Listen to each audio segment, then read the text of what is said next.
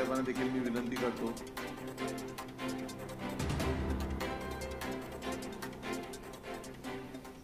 आणि मी मनोजदादांना विनंती करतो की त्यांनी 2 शब्द आज या मराठा बिझनेस कॉन्क्लेव्ह तर्फे उद्योजकांना थोडंसं मार्गदर्शन करावे.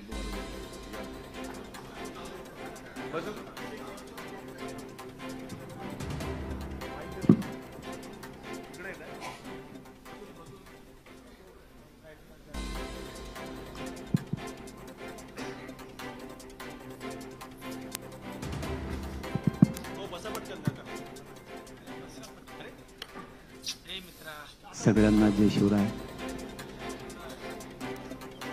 छत्रपती शिवरायांच्या चरणी नतमस्तक होऊ.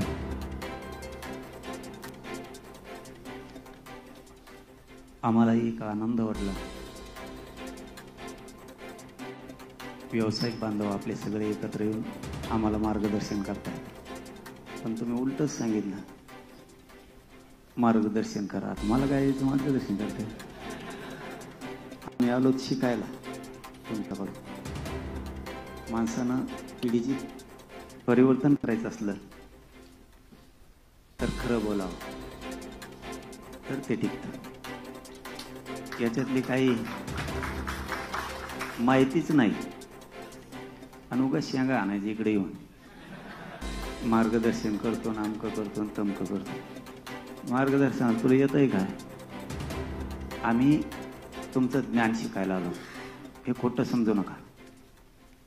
आम्हाला पोरांना व्यवसायात जायचं आहे, हे आम्ही ठाम निश्चय केलेला आहे, जिद्द पण केलेली.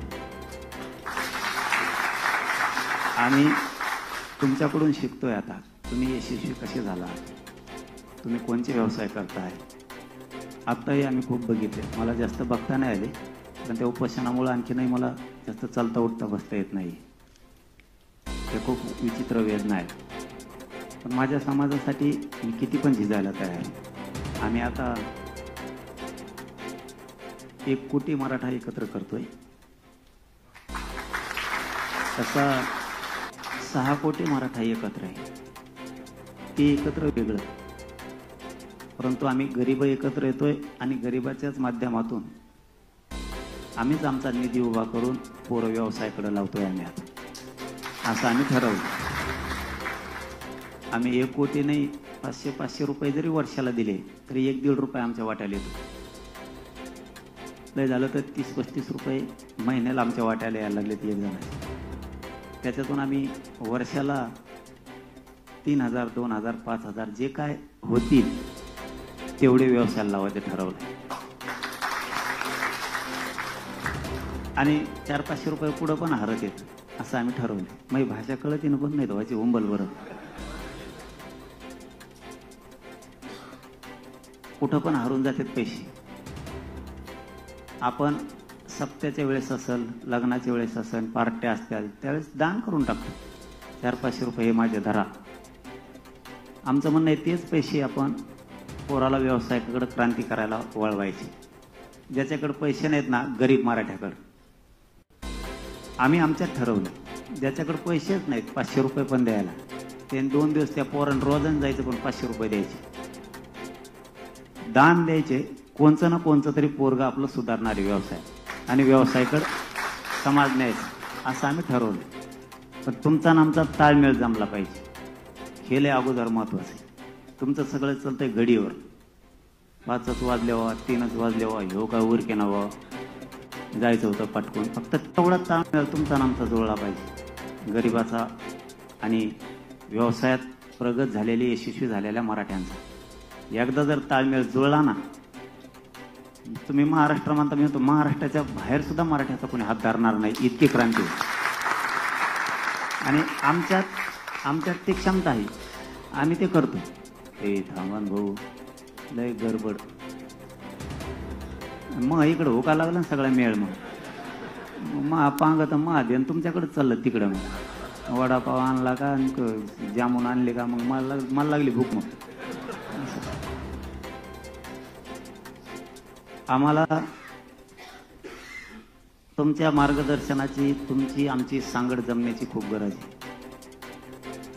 जर का पुणे मुंबई इथल्या मराठ्यांनी जर ठरवलं, त्यात IPS IAS अधिकारी असतील, न्यायाधीश असतील, व्यावसायिक असतील, उद्योगपती असतील, काही रिटायर झालेले असतील, आपले लोक काय करतात तुम्हाला वाईट नका वाटून देऊ. आपले लोक काय करतात, एकदा रिटायर झालं ना फार्म हाऊस बांधता येईल, तिकडे जाऊन झोपत आहे. तुमच्या ज्ञानाचा आम्हाला उपयोगच व्हायना पोरायला, म्हणून आम्ही वायाला चाललो. आमचा एखादा पोलीस झाला, PSI झाला, ते रिटायर झालं ना, ते तिकडेच हिंडत आहे कुंकड काढून, टंगडं मोडून येत आहे माघारी. आम्हाला वाटतं त्याच्या रिटायर झाल्याच्या नंतर त्यांनी 2-3 वर्ष समाजासाठी द्यावं. तुम्ही PSI कसे झाले हे आम्हाला सांगावं, एवढीच आम्हाला अपेक्षा. तुम्ही तहसीलदार कसे झाला, काही मागचे बोलू नका बरं का. तहसीलदार कसे झाला हे आम्हाला तुम्ही ग्रामीण महाराष्ट्रातल्या मराठ्याला सांगा. तुम्ही एखादा व्यवसाय उभा केला की तुम्ही सांगा मी कसा उभा केला. एखादा न्यायाधीश वकील झाला मी कसा झालो हे सांगा. MPSC UPSC करणाऱ्या पोरांना त्या क्षेत्रात म्हणजे त्या शैक्षणिक वर्षात गेल्याच्या नंतर माहीत होतंय आपल्याला असा अभ्यास करायचा.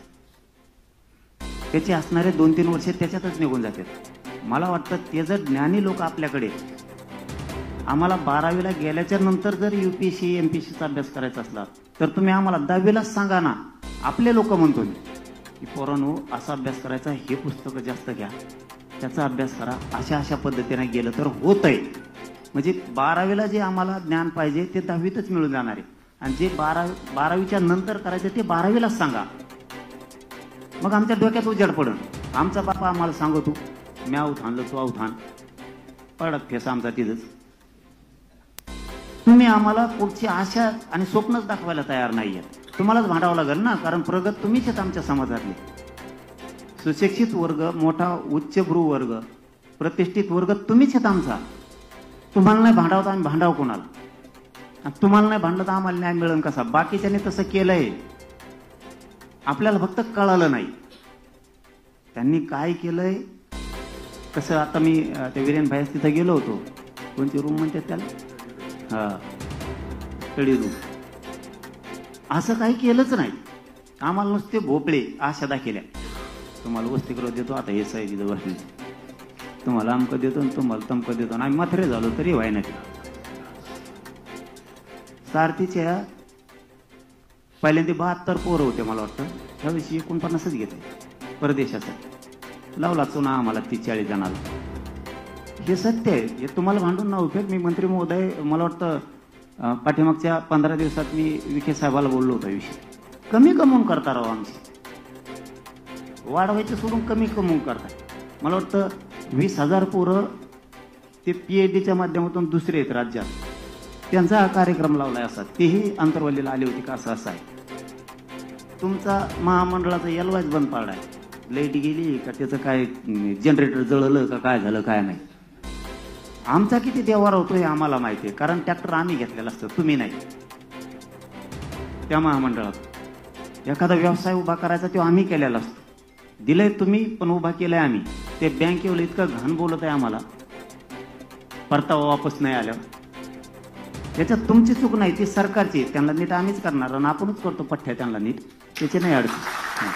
पण जे सत्यता आहे ती तुमच्या समोर आम्ही घरानं मांडायला आधी आलो आणि तुमचं घेऊन पण ज्ञान घेऊन जायला पण आलो. ह्या परिस्थित्या सत्य आहेत. पोरांचे एवढे हाल होतेच, मग ते वापस नाही आले की कॅरेक्टर खराब होत आहे. बँका जवळ उभा करीत नाहीत आणि आमच्या वाट्याला मोठ्याल्या बँका नाही इच्छा बारकुल्या पतसंस्था आमक्या नेत्याची तमक्या नेत्याची ती घेत आहे आमचा वावर लिहून. हे तुम्हाला ऐकायला जड जात असेल, कारण वीरेन भैयाने सांगितला आकडा 20-25 हजार कोटीचे मालक तुम्ही म्हणल्यावर तुम्ही काय गिनीता आम्हाला. तुम्हाला आकडा चिल्लर वाटतोय, पण आमच्यासाठी ते घेतलेले 2 लाख 5 लाखाचं कर्ज आमच्या किती मानगुटीवर बसतं, नरड्यावर पाय देतंय ना ते आम्हाला माहित राहतं. कारण खेड्यात आम्ही फिरतो, खेड्यातले पोरं आम्हाला सांगतील. तुम्हाला एखाद्या दिवस माझं नाही का, मी समजा एखाद्या दिवस घोडे लावतो, तुमच्यासारख्या ते वाईट वाटतं. माझी ती चीड निर्माण होते. माझ्या समाजाचा आशेला लावलं आणि वाटोळं केलं म्हणून आम्ही तसं बोलतो. आम्ही काय संस्कारहीन नाही आहेत, आम्हाला काय संस्कार नाही आहेत असं नाहीये. ते पोरं ज्यावेळेस आमच्यापाशी येऊन रडतात ना त्यावेळेस मग आम्हाला आमचं तळपायचं मस्तकाला जाते. आम्हाला प्रत्येक वेळेस तुम्ही नुसतं प्रचंड मोठं स्वप्न दाखवतात बंगला आणि त्याच्यावर पत्रेही पडत नाही, म्हणून आमचं जास्त नुकसान होतं. आमची जास्त अपेक्षा नाहीये तुमच्याकडे म्हणजे आता राज्यातले तुमच्यासारखे सगळे आले, कोणी रिटायर झालेले असतील, कोणी रनिंग चालू असतील, यांनी ज्ञान पुरवावंच एवढी आमची अपेक्षा आहे. त्याच्याशिवाय पर्यायच नाहीये. पोरं डेव्हलपच होत नाहीत त्याच्याशिवाय. आता झालंय नाही असं नाही, आम्ही पण नाकारीत नाहीत. आता ह्या 2 वर्षात आपल्या अधिकारी पण मदत करायले, त्यांचं खरंच कौतुक करतो आम्ही मनापासून की आता ते मदत करायलेत, सांगायलेत. पहिले ते हात दाखायच्या आधीच आमच्या गाडीची पावती पाडत होती. पांढरे कपडे आरटीओ दिसला की साक्षी गेले. म्हणजे तिथून उदाहरण सांगतो की आता उद्योगपतीपासून राजकीय नेत्यांपासून सगळ्या पक्षातल्या मराठ्यांच्या सगळ्या व्यावसायिकांपासून अधिकाऱ्यांपर्यंत सगळे आता मदत करायला लागलेत. पण आता एक आपल्यावर सुद्धा बाजू आहे, त्यांची बाजू आपण सांगितली. ज्यावेळेस आपले अधिकारी, आपले व्यावसायिक, आपले उद्योगपती, आपले राजकीय मराठ्यांचे नेते ज्यावेळेस आपल्याला बळ देतात ना, त्यावेळेस आपली सुद्धा समाज म्हणून सगळ्यांची जबाबदारी असते त्या अधिकाऱ्याच्या पाठीशी ताकदीनं उभा राहायचं. मग त्याला कोणी धक्का लावित नाही. आपलं बी असं आहे, आपलं काम झालं का आपण म्हणतो मरून तिकडे ते अधिकारी, दुसऱ्या बारीने ते मदत नाही करत. आपल्याला सुद्धा बाकीच्यांचं शिकावं लागणार आहे. ते चुकलं आधी तरी त्याचे पाठराखण करतात, आपले पाठराखण करत नाहीयेत, म्हणून तीही धाडस करत नाही.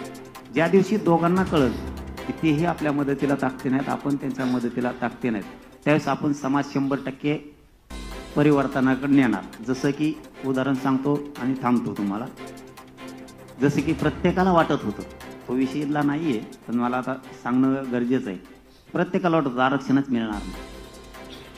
प्रचंड मोठे क्रांती मोर्चे झाले आणि समाज पूर्ण खचला की आता आरक्षण मिळेल का नाही व्हावं, इतके मोर्चे निघून आपण पोरांनी जिद्द लावली.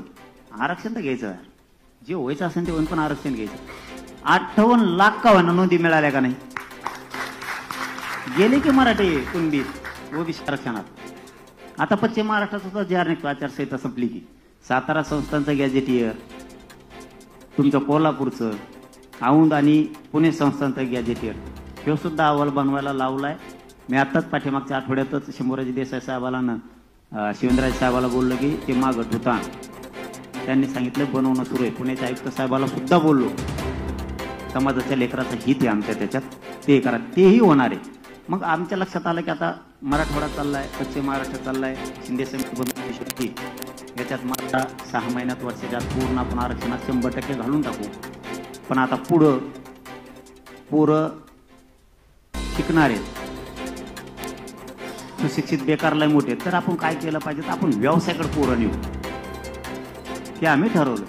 परत बँकाचा प्रॉब्लेम आलाच, आपलेच पैसे उभा करून आपलेच देऊन टाकू, जाऊ दे तिकडे, असं आम्ही ठरवले. आता त्याला काही तुम्हाला जोड द्यायचे असं ज्ञानी लोकांना तर द्या, पण आम्ही ठरलेलं तुम्हाला सांगतो. आत्ता सांगणार नव्हतो, पण तुम्ही एवढे मोठे बघितल्यावर मला एकदम निघाला नाही म्हणून मी सांगून टाकू. दादा त्याला काय ठेवा, काय लपून तरी कवर ठेवा.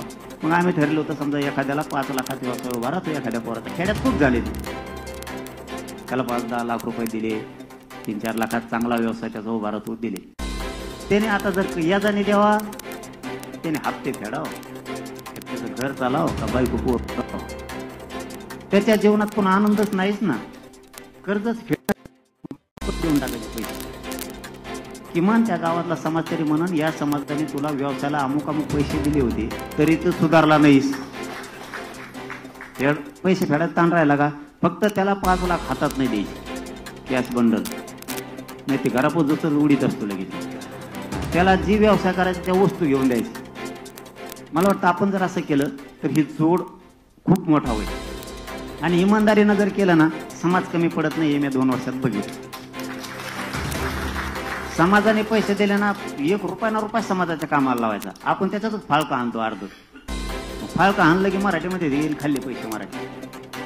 मराठ्याचं 1 रुपयाला सुद्धा हात लावायचा. त्यांनी समाजाला दिले, आपण समाजासाठीच ते द्यायचे. या महाराष्ट्रात जेवढे व्यावसायिक असतील, अधिकारी असतील, त्यांनी सगळ्यांनी एक दिवस काय करा, तुमच्यात एखादी टीम पण असू द्या राज्यभर, असणच एखाद्या वेळेस मला माहित नाहीये, सगळ्या क्षेत्रातली एकदा बस आणि ठरवू. यायचं नाही, ठरावंच लागणार आहे. आम्ही ग्रामीण महाराष्ट्र तुमच्या मागे, तुम्ही टेन्शनच नाही घ्यायचं. तुमच्या मुंबईतल्या मराठ्याने बी टेन्शन नाही घ्यायचं. आता मी आहे तर वरता नाही घ्यायचं. या खांद्याने का वळवळ केली ना आपलं गबाळ आलंच म्हणून समजायचं. मुंबईत नुसतं मराठ्याला त्रास दे म्हणा. मुंबईत तुम्हाला एकटा नाही समजायचं. तुम्ही अजिबात एकटा नाही समजायचं. इथं तुम्हाला वाटत असं आम्ही थोडे संख्येने येत. महाराष्ट्र सगळा तुमचा आहे ना.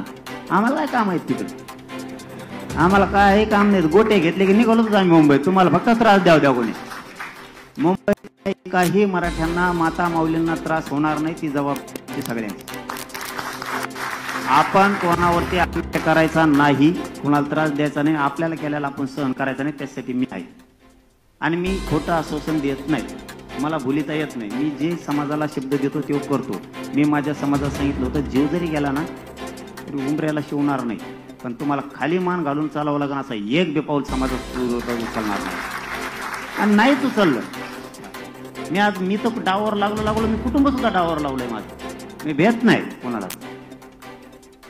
एक खलास होईल हो द्या. पण करोडो माझ्या समाजाचे लेकर सुखी होते. माहिती आता तुम्हाला. MBBS ला न जाणाऱ्या पोरं चालले. आता एक मध्ये मुलगी आली होती 3-4 दिवसापूर्वी अंतरवाली.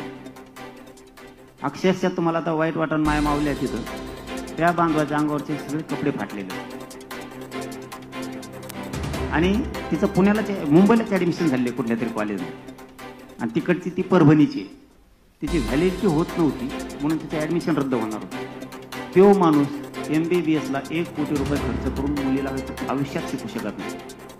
2 एकर वावरण काय वावर ऐकलं तरी होणार नाही. तिचा नंबर लागला त्या कुणबीमधून. मग आम्ही ती व्हॅलिडिटी द्यायला लावली. ते ऍडमिशन पण क्लिअर झालं त्यांचं. समाजाचे लेकरं इंजिनियर व्हायलेत. MBBS BS MS ला जायला लागले. पोलीस भरतीत चाललेत. आरोग्य क्षेत्रात चाललेत. जेवढे क्षेत्र आहेत तेवढ्या क्षेत्रात आपली लेकीबाळी चालल्या. याच्यापेक्षा मला दुसरा आनंदच नाहीये. माझ्या समाजाच्या लेकरावरच्या चेहऱ्यावर आनंद दिसतोय ना बस आपला त्याच्यात आनंद म्हणून चालतो. मी पैसे कमायच्या भानगडीत पडतच नाही. पैसे कमायच्या भानगडीत पडत नाही. पदाच्या नाही. कुठं ते आम्हीच दाखवते ते मॅनेज होत नाही. फुटत नाही. काय नाही. मी कधीच गद्दारी करत नाही. मी स्तुती नाही करायला लागलो माझी. म्हणून माझ्या समाजाला मिळालं नसतं. मी एकटा सुखी राहिलो असतो. मरणाचे पैसे दिले असते सरकारने मला. हे चाबरे येतं. मरणाच्या नोटाचे बंडलाचे बंड लावून दिले असते मला. लात मारली त्याच्यावर. कारण माझ्या समाजाच्या लेकराचं उभं वाटलं झालं तर रांगोळी झाली असते सगळ्या समाजाच्या अख्ख्या राज्यातली. समाज सुखी करायचा आहे मला. आता शेवटची आपले जेवढे व्यावसायिक उद्योजक जेवढे अधिकारी आहेत त्यांच्याकडे एकच अपेक्षा आहे. तुम्ही फक्त मार्गदर्शन करा. आम्ही कुठंच कमी नाही पडत. तुम्ही पैसे नाही दिले तर आम्ही आमचे पैसे उभा करू. पण ज्ञान तुमचं खूप गरजेचं आहे. नसतं काहीच होऊ शकत नाही. हे नुसतं काय होणार भाषण कृती काहीच नाही. आपण कोणत्या क्षेत्रात गेलोत ना त्यातून पाणीच काढायचं. आपल्या समाजाची उंची वाढवणं आपली जबाबदारी. आणि ती आपल्याला आता देशभर वाढवायची. कुणी आयडियाच नाही करी जायची. आता मुंबईला जायचं म्हणलं वेळ द्यायचा. आपल्या ज्याला नोकरी ना त्यांनी यायचंच नाही.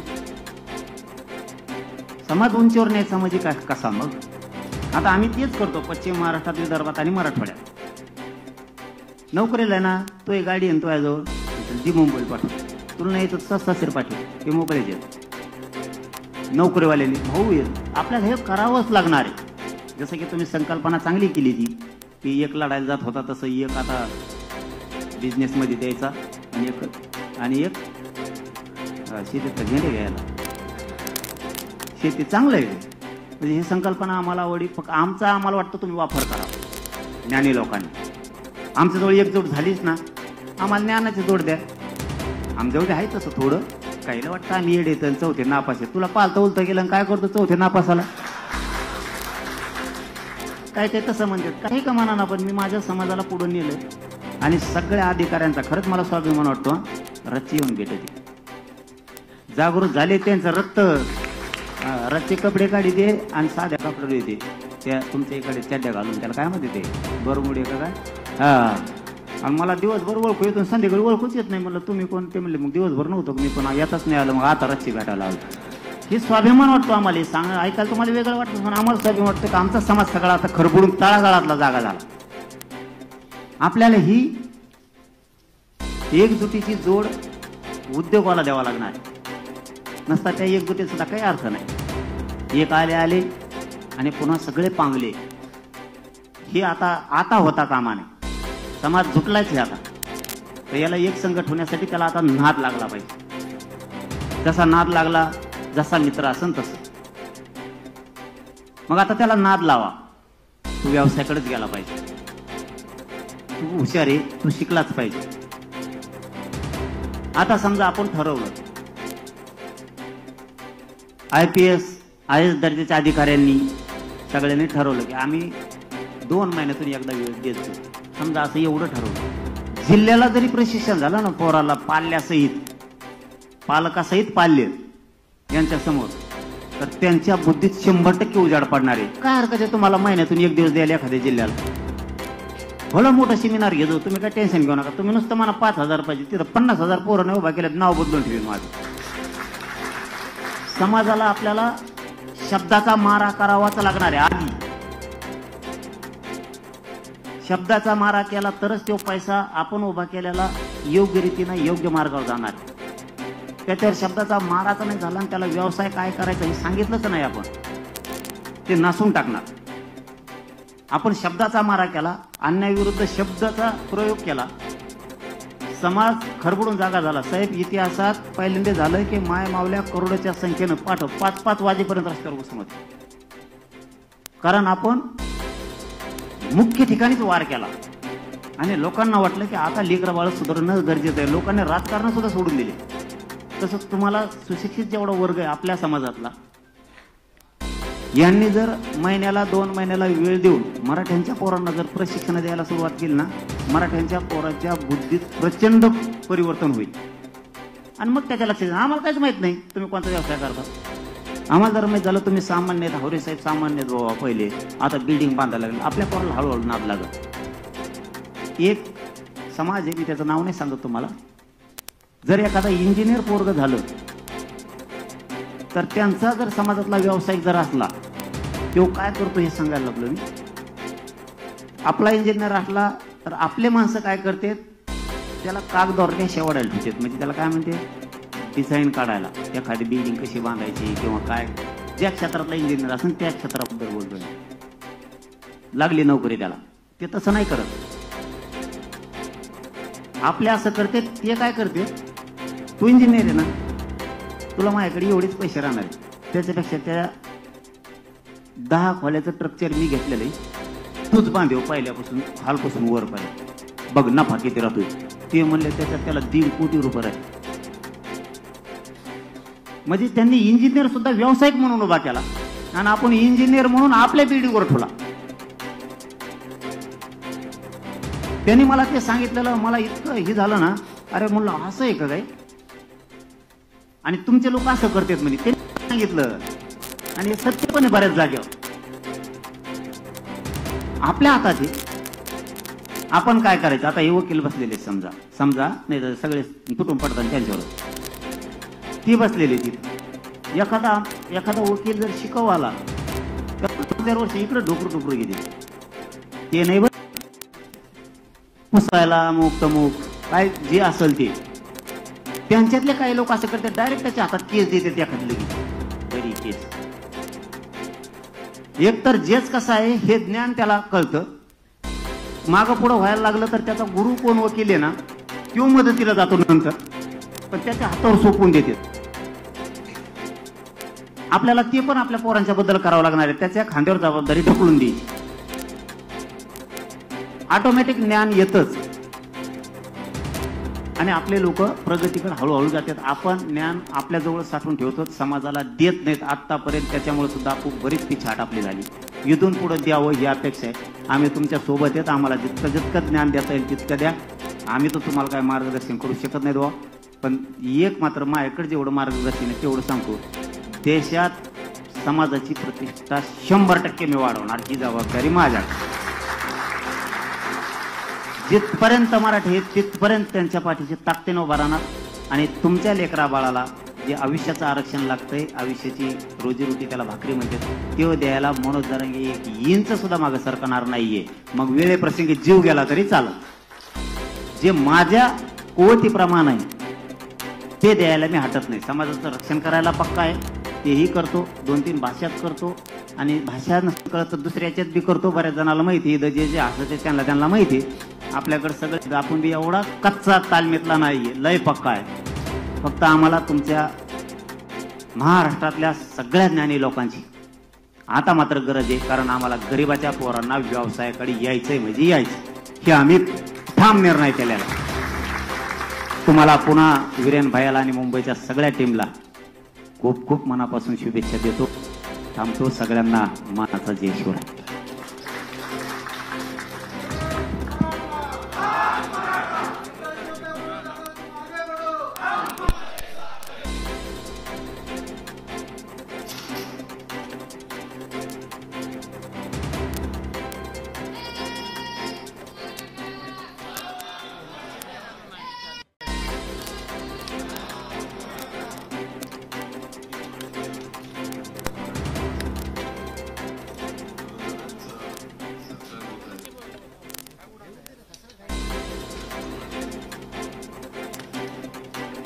मार्गदर्शन करताय, उलटच सांगितलं मार्गदर्शन करा. मला काय मार्गदर्शन करते, मी आलो शिकायला तुमच्याकडे.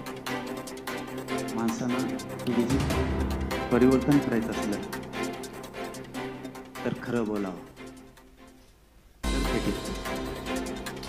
याच्यातली काही माहितीच नाही आणि उगाच शेंगा आणायची इकडे येऊन मार्गदर्शन करतो, नामकं करतो आणि तमकं करतो. मार्गदर्शन तुला येतंय का?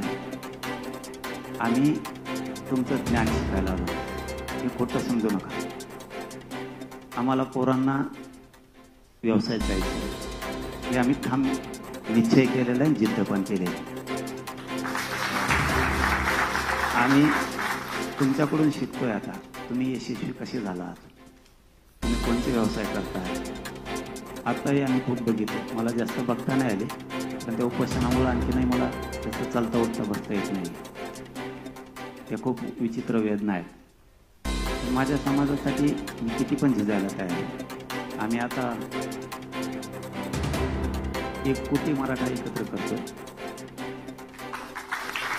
तसा 6 कोटी मराठा एकत्र आहे. ते एकत्र वेगळं, परंतु आम्ही गरीब एकत्र येतोय आणि गरिबाच्याच माध्यमातून आम्हीच आमचा निधी उभा करून पोरं व्यवसायाकडे लावतोय. आम्ही असं आम्ही ठरवलं. आम्ही 1 कोटी नाही, 500-500 रुपये जरी वर्षाला दिले तरी 1-1.5 रुपये आमच्या वाट्याला येतो. लय झालं तर 30-35 रुपये महिन्याला आमच्या वाट्याला यायला घेतले जाणार. त्याच्यातून आम्ही वर्षाला 3,000, 2,000, 5,000 जे काय होतील तेवढे व्यवसायाला लावायचे ठरवलं. आणि 400-500 रुपये पुढं पण हरत येईल असं आम्ही ठरवलं. मग भाज्या कळत निघून नाही ठेवायची उंबल बरं, कुठं पण हरून जातात पैसे. आपण सप्त्याच्या वेळेस असेल, लग्नाच्या वेळेस असेल, पार्ट्या असतील त्यावेळेस दान करून टाकतो. 400-500 रुपये हे माझ्या धरा. आमचं म्हणणं आहे तेच पैसे आपण पोराला व्यवसायाकडे क्रांती करायला वळवायचे. ज्याच्याकडे पैसे नाहीत ना, गरीब मराठ्याकडे आम्ही आमच्यात ठरवलंय. ज्याच्याकडे पैसेच नाहीत 500 रुपये पण द्यायला, त्यांनी 2 दिवस त्या पोरांना रोजन जायचं पण 500 रुपये द्यायचे, दान द्यायचे. कोणचं ना कोणचं तरी पोरगा आपलं सुधारणारे व्यवसाय आणि व्यवसायाकडे समाज न्यायचा असं आम्ही ठरवलं.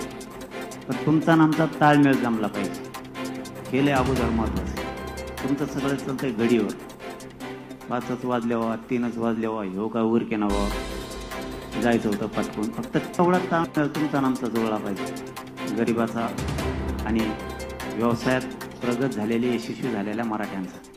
एकदा जर ताळमेळ जुळला ना, तुम्ही महाराष्ट्र म्हणता, मी म्हणतो महाराष्ट्राच्या बाहेर सुद्धा मराठ्याचा कोणी हात धरणार नाही, इतकी क्रांती.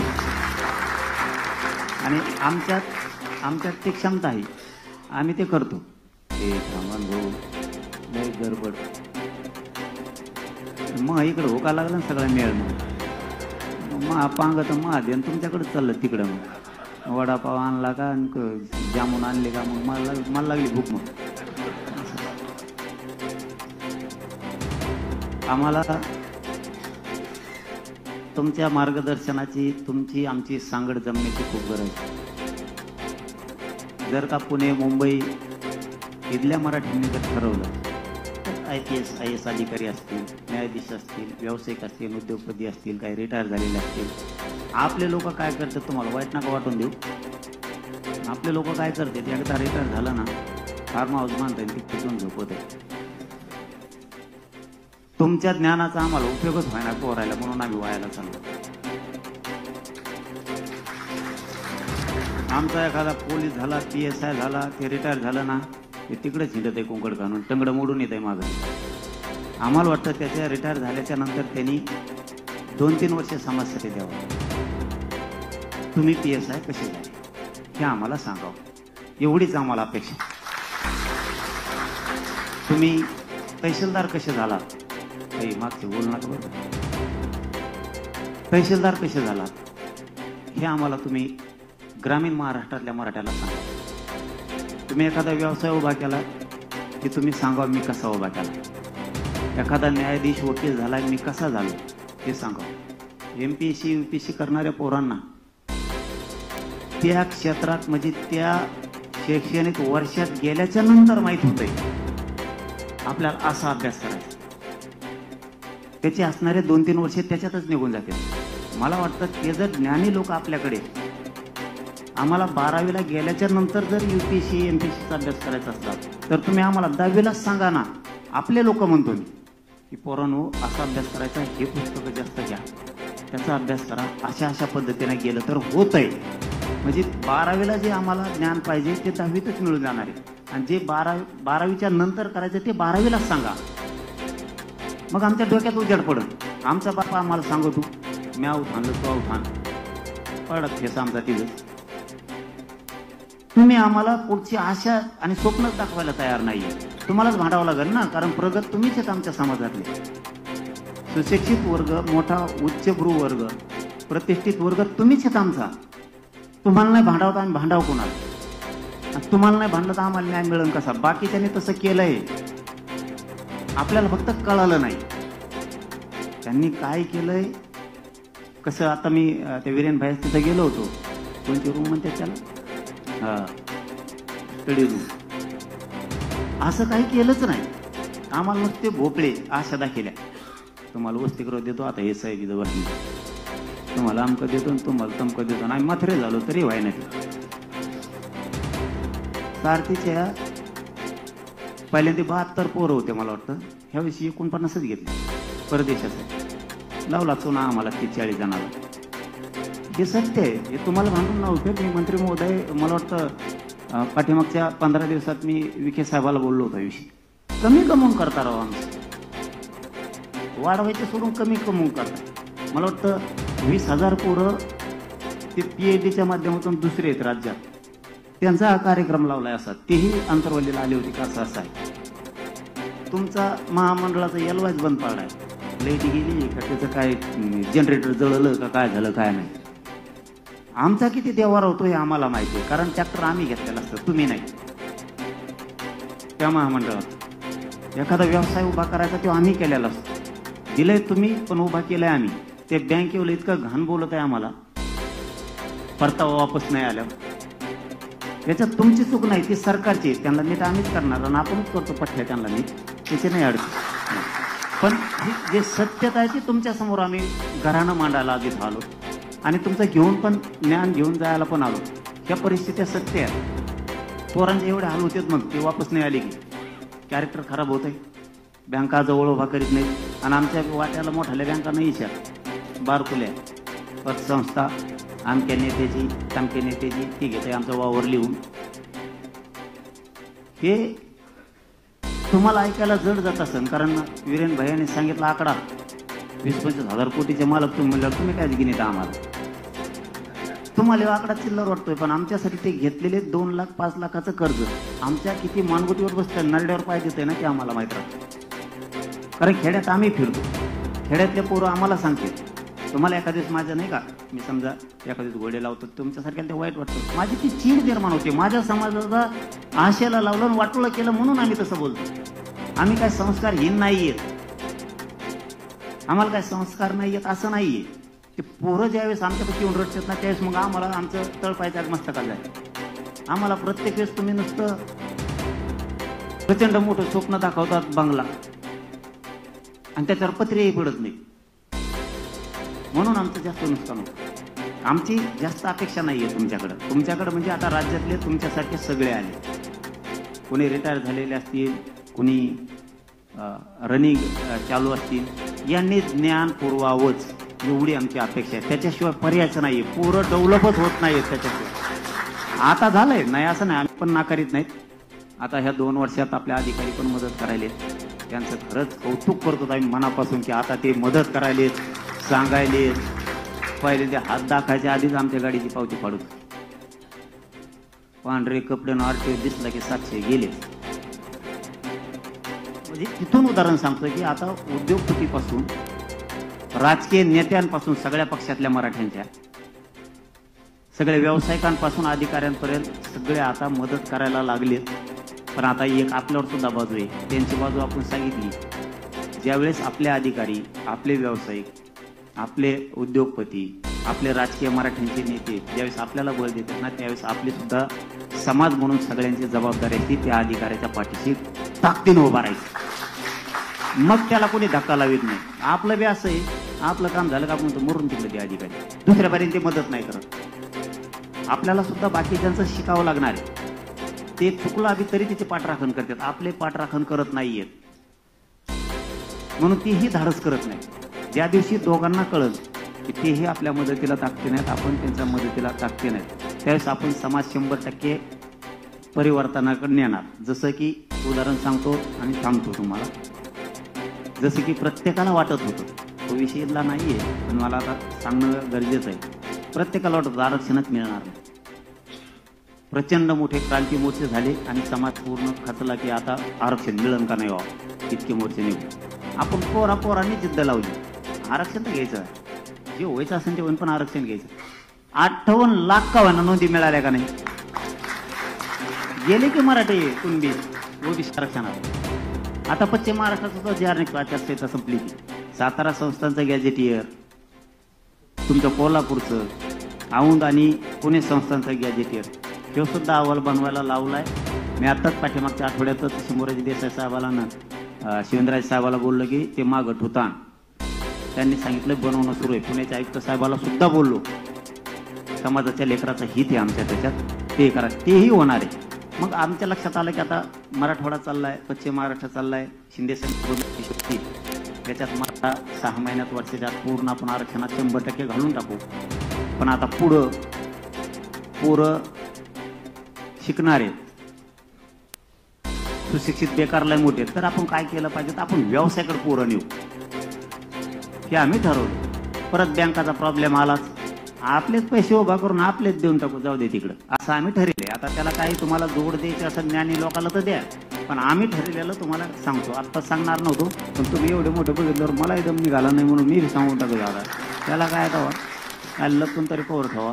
मग आम्ही ठरलं होतं समजा एखाद्याला 5 लाखात व्यवसाय उभा राहतो, एखाद्या पोराचा खेड्यात खूप झाले ते, त्याला 5-10 लाख रुपये दिले, 3-4 लाखात चांगला व्यवसाय त्याचा उभा राहतो दिले.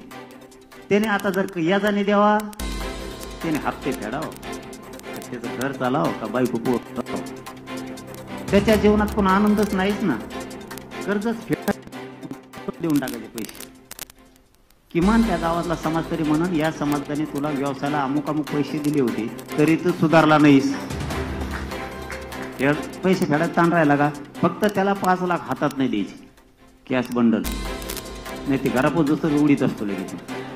त्याला जी व्यवसाय करायची त्या वस्तू घेऊन द्यायची. मला वाटतं आपण जर असं केलं तर ही जोड खूप मोठा होईल. आणि इमानदारीनं जर केलं ना समाज कमी पडत नाही, हे मी 2 वर्षात बघितलं.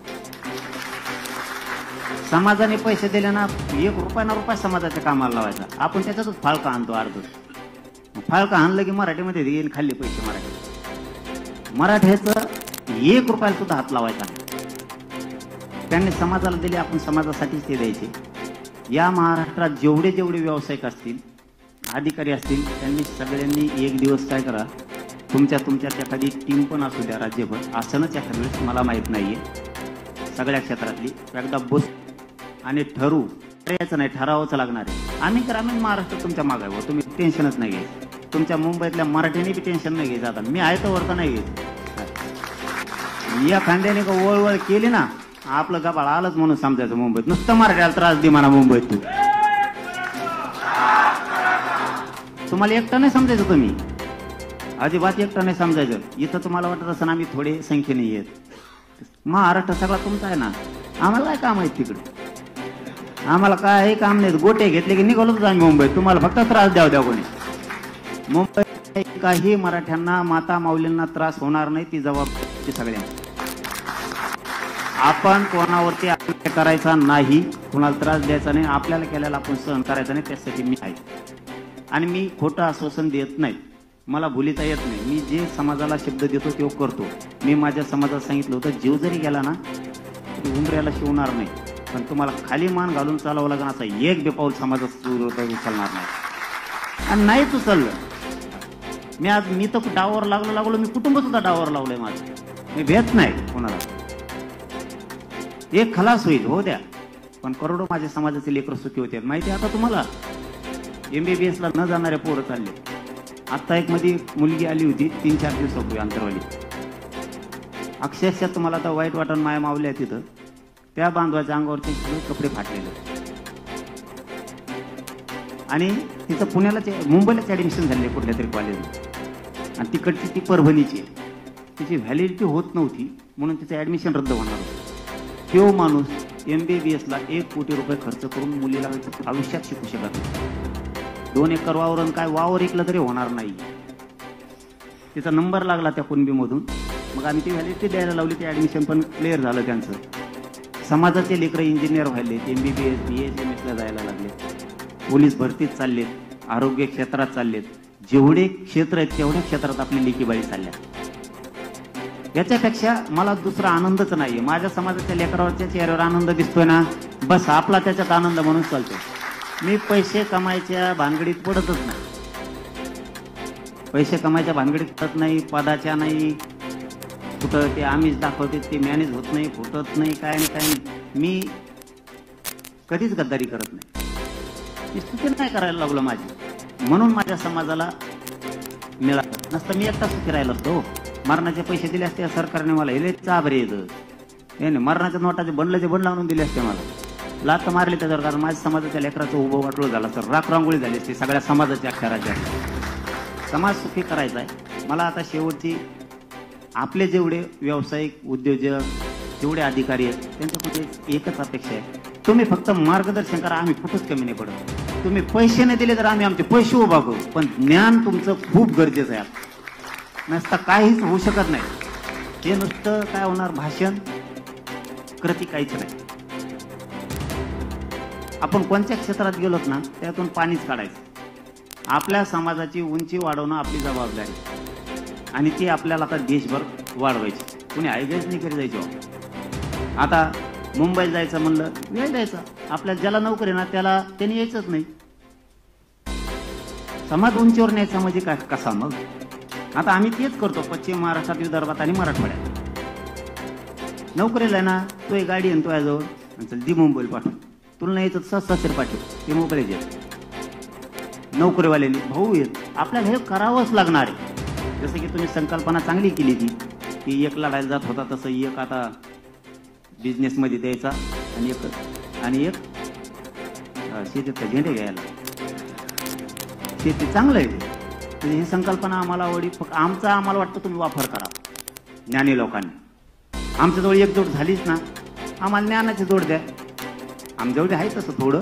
काहीला वाटतं आम्ही येडे चौथे नापास आहे. तुला पालतं उलतं गेलं काय करतो चौथे नापासाला, काय तसं म्हणतात. काही का म्हणा, पण मी माझ्या समाजाला पुढे नेलंय. आणि सगळ्या अधिकाऱ्यांचा खरंच मला स्वाभिमान वाटतो. रच्ची येऊन भेटते, जागृत झाले. त्यांचं रच्चे कपडे काढी दे आणि साध्या कपडे दे. त्या तुमच्या इकडे चड्ड्या घालून त्याला काय म्हणते ते बरमुडे का काय. आणि मला दिवसभर ओळखू येतो, संध्याकाळी ओळखूच येत नाही. म्हणलं तुम्ही कोण? ते म्हणले मग दिवसभर नव्हतं, मी पण येतच नाही आलं. मग आता रच्ची भेटायला आलो. हे स्वाभिमान वाटतो आम्हाला. सांग ऐकायला तुम्हाला वेगळं वाटतं, पण आम्हाला स्वाभिमान वाटतो की आमचा समाज सगळा आता खरबुडून तळागाळातला जागा झाला. आपल्याला ही एकजुटीची जोड उद्योगाला द्यावा लागणार.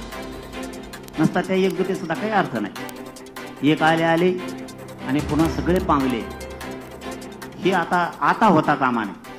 समाज झुकलाच हे आता. तर याला एक संगत होण्यासाठी त्याला आता नाद लागला पाहिजे. जसा नाद लागला, जसा मित्र असेल तसं. मग आता त्याला नाद लावा. तू व्यवसायाकडेच गेला पाहिजे. तू हुशार आहे, तू शिकलाच पाहिजे. आता समजा आपण ठरवलं, IPS IAS दर्जाच्या अधिकाऱ्यांनी सगळ्यांनी ठरवलं की आम्ही 2 महिन्यातून एकदा वेळ देतो. समजा असं एवढं ठरवलं. जिल्ह्याला जरी प्रशिक्षण झालं ना पोराला, पालकासहित पाल्य यांच्या समोर, तर त्यांच्या बुद्धीत 100% उजाड पडणार आहे. काय हरकत आहे तुम्हाला महिन्यातून एक दिवस द्यायला एखाद्या जिल्ह्याला?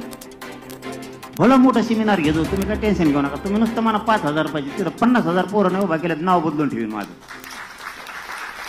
समाजाला आपल्याला शब्दाचा मारा करावाच लागणार आहे. आधी